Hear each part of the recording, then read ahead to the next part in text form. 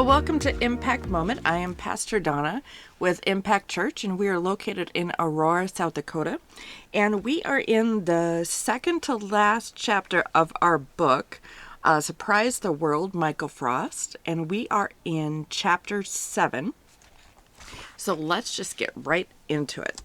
So today our chapter is about the fifth habit that they're talking about for missional work, and that is being sent. So being sent.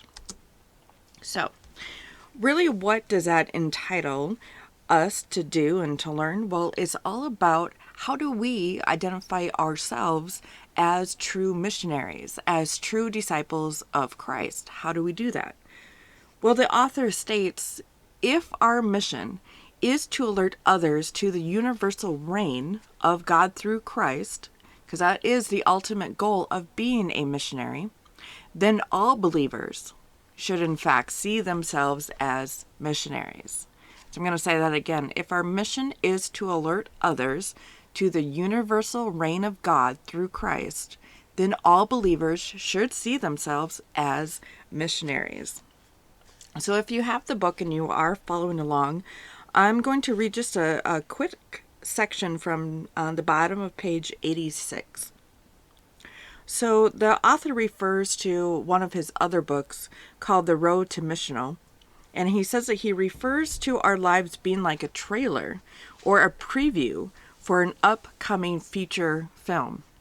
So trailers are tasters, short-form versions of the soon-to-be-released feature, and they usually include the best special effects or the funniest scenes or the most romantic moments, depending on the film of the upcoming feature. Now, watch those around you in the theater at the end of each trailer. If it has done its job, usually one person will turn to the other and say, I want to see that movie. So this is a great metaphor for the missional church. If it does its job well, people will see what it does and say, I want to see the world they come from. Some questions necessarily then follow. So, what does the reign of God look like? And if your life is meant to alert people to his reign, what exactly are you pointing them toward? So very, very interesting. Well, the author breaks it down, and he says that really our lives are meant to live, that it points others to 4 different areas. So we have reconciliation, we have justice, beauty, and wholeness. So, for reconciliation, I'm on page 87, and this is what he says. Since reconciliation between God and humankind is at the heart of Christ's work on the cross, it makes sense that reconciliation between God and humankind, between Jew and Gentile, slave and free, black and white, and Asian and Hispanic, and so on, should be a core expression of God's reign and rule. We are to both announce reconciliation and demonstrate it. For this 5th missional habit, I want you to start journaling all the ways in a given week you've alerted others to the reconciling aspect of God's reign. And you might have done this in your workplace, by mediating between warring colleagues, or you might have even reconciled with a friend or a relative from whom you've been estranged. You might have shared the good news with someone that God reconciles us to himself through his son Jesus. And the more you journal, the more you find yourself actually living it out. So, very, very interesting. Then he speaks of justice. He says it's not true to say, as many do, that evangelicals have only just begun to be interested in social justice. In fact, Christians have long recognized in Scripture a call to defend and uphold the dignity and well-being of all persons, especially the poor and powerless. They have seen this as a primary expression of the reign of God, a kingdom in which everyone has enough and no one is marginalized or disadvantaged. Christian greats such as John Wesley, Lord Shaftesbury, Charles Spurgeon, and Charles Finney led campaigns for the betterment of society, whether it was prison reform, labor reform, the abolition of slavery, or the temperance movement. More recently, Christian leaders like Mother Teresa, Martin Luther King, Desmond Tutu, Dorothy Day, John Stott, and Jim Wallace have promoted Christian engagement in anti-poverty, anti-war, environmental, and immigration causes.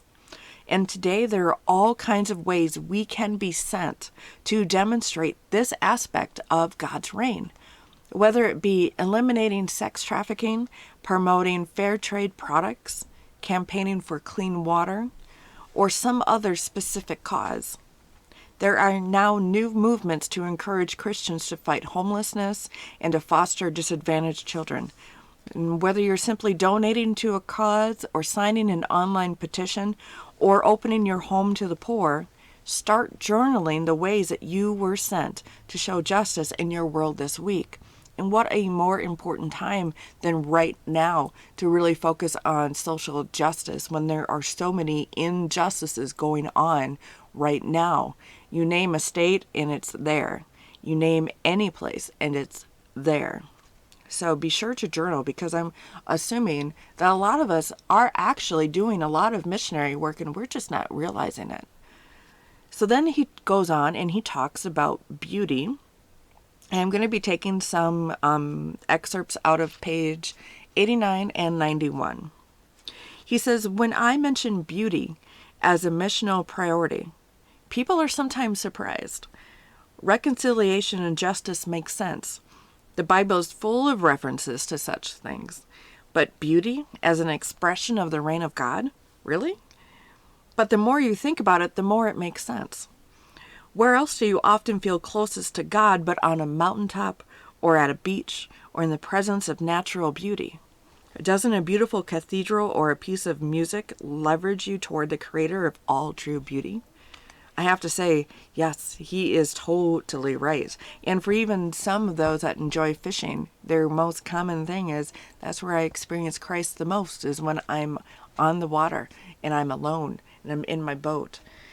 So, on page 91, he says, but more than just enjoying natural beauty, I think that we should commit ourselves both to creating beautiful music, art, craft, and food, and to inviting others to join us.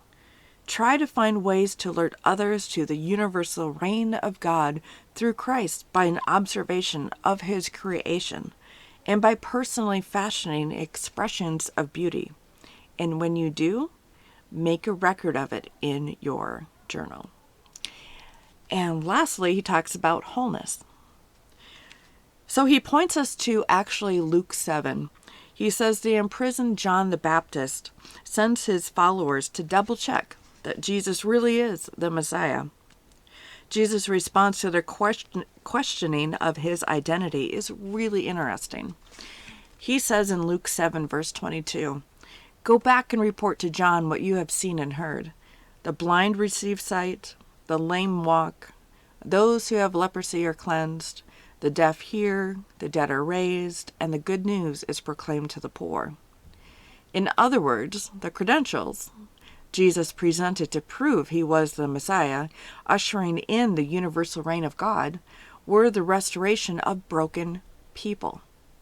Jesus healed the blind, the lame, the lepers, and the deaf, and even raised the dead, as evidence of God's kingdom coming in glory. Therefore, it should be reasonable to suggest that wholeness, the healing of broken people, is primary evidence of that reign today. Of course, many Christians, doctors, nurses, psychologists, and counselors, for example, are committed to bringing health to the lives of others. And I want to encourage these as important expressions of the reign of God. When Christians provide emergency relief to victims of natural disasters, we are showing what the reign of God looks like. When we help to repair a broken marriage, we do the same. When a Christian medical practitioner treats patients with dignity and grace, bringing healing to their bodies, we can clearly see it as mirroring the work of God. But I want to go further and say that more than these practical expressions of healing, we should also be praying for supernatural healing in people's lives. And when we observe supernatural healing, we should always keep a record of it in our journals. A reminder to ourselves that healing work is merely a mirror of the work of the great physician. So, super important with these 4 areas that we can really see that God is at work and He is the reign of the kingdom. So we have reconciliation, justice, beauty, and wholeness. But why does our author refer to journaling so much? After each of those 4 areas, he's like, journal the experience that you've had in these areas. Well, really, he talks about how journaling is actually a spiritual experience. It's a spiritual discipline. And it helps us to process the events that we have gone through, make sense of God's work that we have seen, and gives us insights.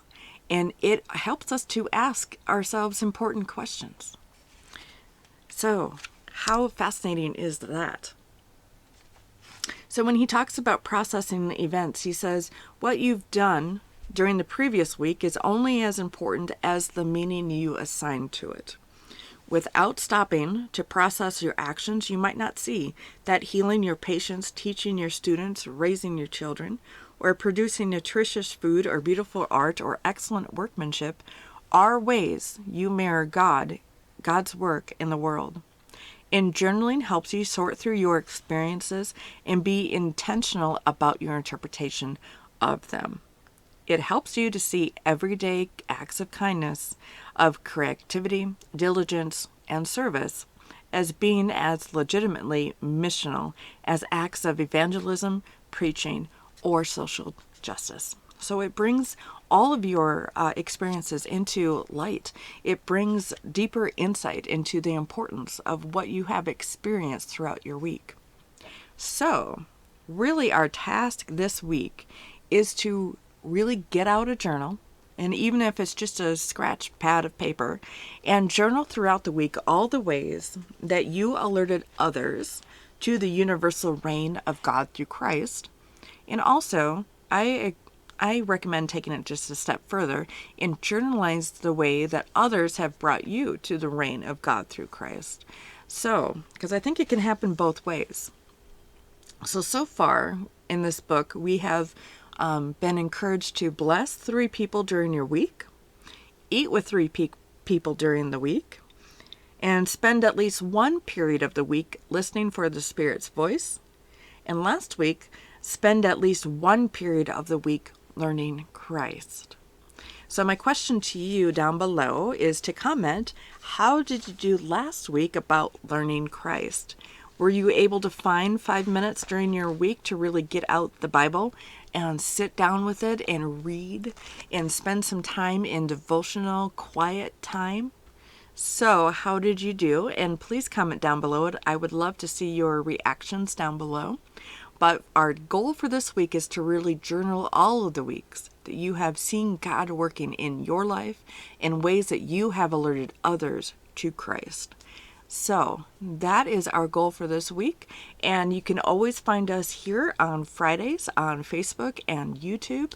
And we are going to finish up this Surprise the World next week with chapter 8. And then we're going to go into a brand new study. And I can't wait for the new one. So this one has been really, really good. All about how to be missional and really enlightening us to the fact that we are missional beings. So with that, I will just invite you to have a blessed rest of your week, and we will see you next Friday. Thank you.